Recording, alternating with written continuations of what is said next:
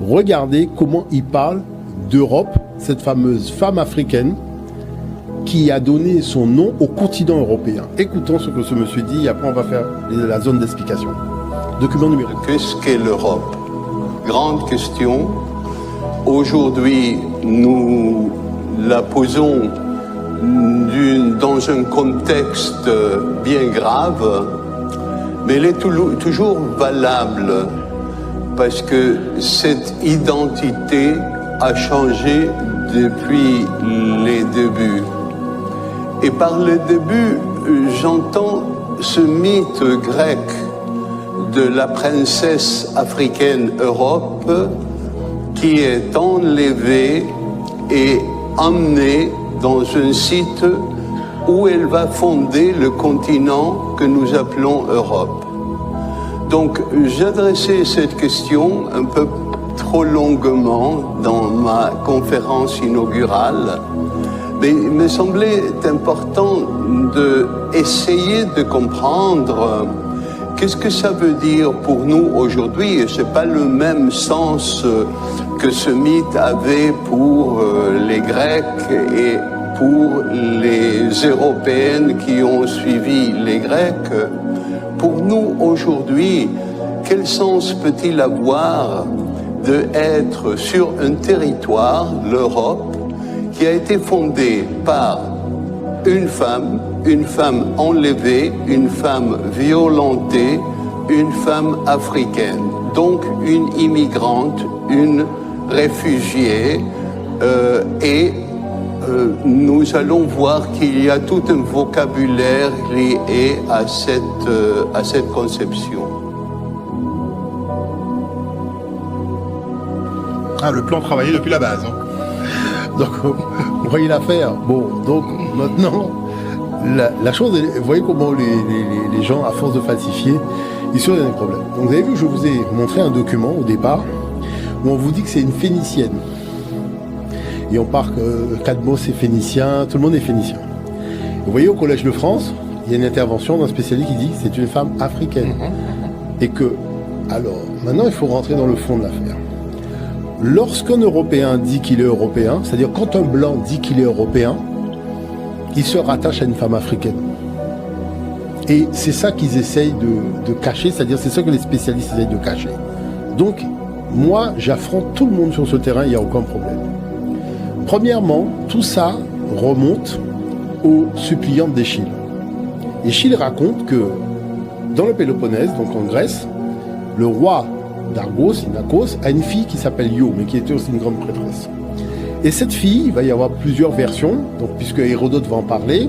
Il y a une version très mythologique, elle est enlevée par Zeus, qui tombe amoureux d'elle, et la femme Héra lui envoie un taon, et finalement elle est complètement exaspérée, elle quitte l'Europe et se retrouve en Égypte. Bon, il y a la version des Perses qui disent que ce sont les Phéniciens qui ont enlevé Io lors de leur venue commerciale, et il y a les Phéniciens qui disent non, effectivement nous sommes venus pour faire du commerce, elle est rentrée dans le bateau, mais elle a voulu rester avec les Phéniciens puisqu'elle est tombée amoureuse du capitaine, et c'est comme ça qu'elle s'est retrouvée en Égypte. Toujours est-il que moi je suis parti sur la base que comme ces gens-là sont tous des blancs, arrivés en Égypte, donc Epaphros est blanc, mais il va épouser une femme noire, donc leur descendance sera métisse. Non mon cher ami, Échille il dit et le fils que tu mettras au monde Io sera le noir Epaphos. Donc là, ça veut dire que Échille et tous les Grecs sont conscients que c'est une histoire de noir. D'accord? Puisque les Phéniciens, ce sont les Cananéens, c'est une façon d'appeler les Cananéens. Donc, résultat, c'est quoi? C'est que Argos fait partie des Pélages. Et les Pélages, ça vient de Pélagos, qui est, je dirais, l'éponyme des Pélages. Et on vous dit que Pélagos produisit la terre noire. C'est-à-dire que, comme lui, et les Grecs considéraient que l'intelligence humaine est née des Noirs qui vivaient en Europe. D'accord? Ce qu'ils appelaient la naissance de la race humaine. La naissance de la race humaine, moi je peux vous montrer les documents, hein.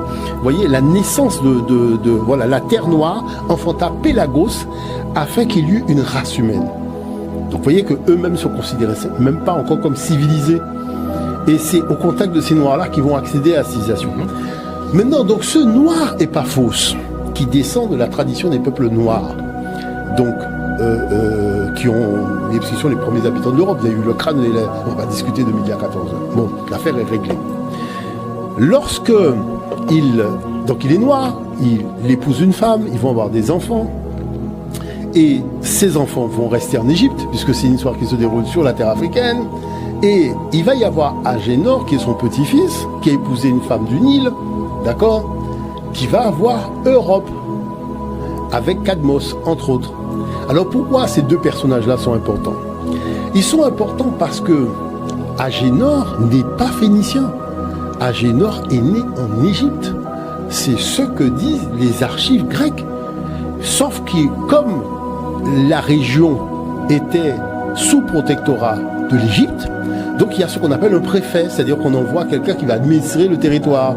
Donc Agénor administrait la Phénicie pour le compte de l'Égypte. D'accord? Bon. Mais prenons Cadmos, qui est le frère d'Europe. Cadmos qui a apporté l'écriture et qui a fondé une cité très importante en Europe. Regardez la discussion. Je suis à la Sorbonne et je demande aux gens de m'expliquer comment si Cadmos est phénicien, il y a 3 villes, Tyr, Sidon et Byblos, en Phénicie, qui sont les 3 cités principales. Cadmos, originaire de Phénicie, monte en Europe fonder une cité qu'il appelle Thèbes. Mais Thèbes, c'est la capitale de l'Égypte pharaonique. Or, Cadmos est né à Thèbes. Donc, comme il est né à Thèbes, il crée la réplique de la cité de sa naissance, là où il fonde sa nouvelle cité. Donc, autrement, il faut expliquer pourquoi un Phénicien crée une ville africaine. Donc, vous voyez que de toute façon, les gens qui font de l'escroquerie intellectuelle, ils sont morts dans cette affaire-là. Bon, 2. Il n'y a jamais eu de transmission des Phéniciens, donc de Cadmos, de l'écriture aux Grecs. Parce que les Grecs même disent que c'est aux Noirs qui vivaient là que les gens avaient l'habitude de transmettre des connaissances. Et les Noirs qui vivaient en Grèce transmettaient les connaissances, notamment au niveau de l'écrit, aux Noirs qui vivaient en Italie. Et c'est pour ça que je dis, il ne faut pas oublier que les Noirs qui vivaient en Italie, c'est eux qui sont à l'origine de ce qu'on appelle le latin. Et que lorsque les Européens sont arrivés, alors on peut régler l'affaire très rapidement. Vous savez qu'on dit alpha, bêta, gamma au niveau de la Grèce, et au niveau de l'Italie, on dit ABC. Alors, vous voyez qu'il y a cette différence au niveau du G. Parce que les Noirs qui vivaient en Italie ont remplacé le G par le C. Et qu'est-ce que les Européens, donc qui arrivaient à l'époque, les envahisseurs, eh bien, ils ont adopté le C. Mais ceux qui sont restés en Grèce ont adopté le G. Donc vous voyez l'aspect, ils sont tributaires de la culture africaine à tous les niveaux. Donc du coup, maintenant, ce qu'il faut dire, c'est qu'Europe n'a jamais été en Europe. Parce que les historiens grecs disent que Europe a été enlevée par les Crétois. Et ce sont les Crétois qui l'ont enlevée et qui l'ont emmenée en Crète. Et donc c'est pour ça que l'erreur commise par son frère qui est parti à sa recherche, donc ses frères, c'était d'aller la chercher en Europe en pensant qu'elle était en Europe alors qu'elle était en Crète. Et c'est parce qu'il l'a pas trouvé qu'il a fondé la cité de Thèbes.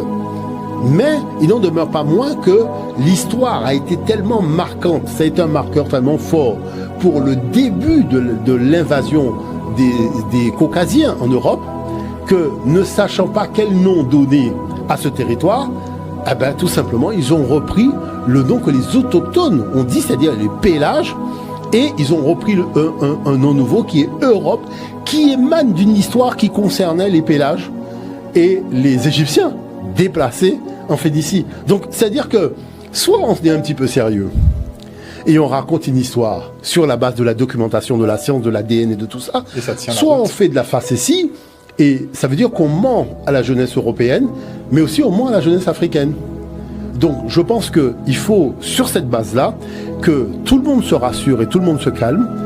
Un Européen, quand il dit je suis Européen, quand tu dis tu es Européen, tu reconnais descendre d'une tradition africaine qui t'a donné l'écriture, qui t'a donné l'architecture, qui t'a donné les sciences, qui t'a donné la royauté, puisqu'il ne faut pas oublier que les premiers Européens qui sont arrivés, les envahisseurs, ont dit que le peuple qui a porté l'intelligence dans leur histoire, c'est le peuple noir, les Pélagiens, donc les Pélages qui vivaient en Europe. C'est écrit noir sur blanc. On peut montrer, et il y a beaucoup de doyens d'université qui ont fait des documents là-dessus et qui l'ont explicité. Donc voilà la réalité, c'est ça la vraie trame de l'histoire, et je dirais que tout le reste n'est que facétie.